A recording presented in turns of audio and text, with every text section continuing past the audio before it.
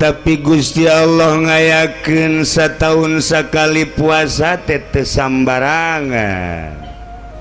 Gorenganan lain sakadar puasa eta teh titah tapa. Tapa aslina mah puasa teh supaya mengenal kajati diri urang. Jadi titah tapa puasa teh lain sakadar teu dahar, teu nginum, teu jima. Etalah puasa. Jadi lamun haju puasa urang kokomoan mah atuh lain tapa ngaranna, pindah dahar.